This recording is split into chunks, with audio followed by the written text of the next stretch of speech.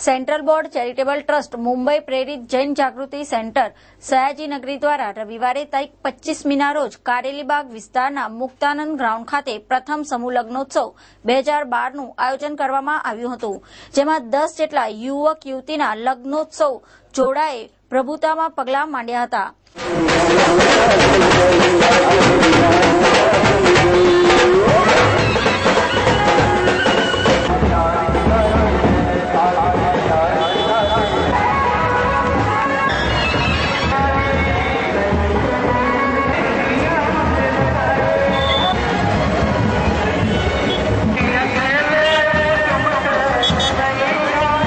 આ 10 જોડાને આશીર્વાદ આપવા જૈન જાગૃતિ સેન્ટરના અગ્રણીઓ સર્વશ્રી દીપકભાઈ શાહ તથા પૂર્ણિમાબેન શાહ, કેતનભાઈ શાહ, પુષ્પાબેન પ્રવીણચંદ્ર શાહ, પારુલબેન રાજેન્દ્રભાઈ શાહ સહિત આમંત્રિત પરિવારજનો ઉપસ્થિત રહ્યા હતા.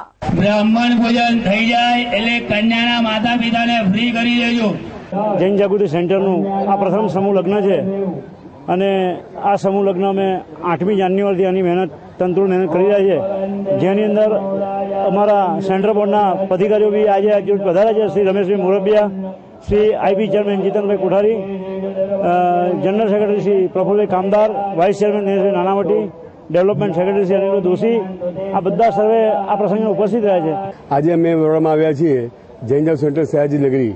એ લોકો અહીંયા આજે સમૂહ લગ્નનો પ્રોગ્રામ રાખ્યો છે. એમાં લગભગ અત્યારે જોયું સારામાં સારી વ્યવસ્થા કરવામાં આવી છે અને 10 યુગોના આજે લગ્ન થઈ રહ્યા છે. આજે વરઘોડો પણ એવો લોકો બહુ વ્યવસ્થા રાખી હતી, સારી હતી અને લગ્નની વ્યવસ્થા બહુ સારી રાખી છે. અને અમારા જૈન જાગૃતિ સેન્ટર આવા દુનિયાભરમાં લગભગ 10 થી 12 સેન્ટર એવા છે કે જે દર વર્ષે સમૂહ લગ્ન કરતા હોય છે. જૈન જાગૃતિ માટે હું એટલું જ કહીશ કે જૈન સમાજની મુંબઈની મોટામાં મોટી સંસ્થા છે. ફક્ત સભ્યોથી જ મોટી છે એવું નહીં, પણ આજે જૈન જાગૃતિ જે કાર્ય કરે છે, અત્યાર સુધી 1100 ઉપરાંત યુવક યુવતીઓને જૈન જાગૃતિએ પરણાવી દીધા છે. યુવા મેળામાં 70,000 ઉપરાંત યુવક યુવતીઓ ભાગ લઈ ચૂક્યા છે અને મેડિકલ કો, જીવદયા કો આવા જુદા જુદા ઘણા કાર્યો કરે છે. પરંતુ જૈન સમાજમાં જૈન જાગૃતિ જ એક એવી સંસ્થા છે કે જેને હાયર એજ્યુકેશન માટે જૈનોના દીકરી દીકરાઓને 22 કરોડ રૂપિયાનું આજે વગર વ્યાજે વગર ગેરંટીએ લોન આપે છે. દરેકને વિનંતી કરે છે કે તમારું એજ્યુકેશન પતી જાય પછી તમે પૈસા પાછા આપો, કારણ કે જો આપણે સમાજનું ઘડતર કરવું હોય, દેશનું ઘડતર કરવું હોય તો આજે એજ્યુકેશનની તાતી જરૂરિયાત છે.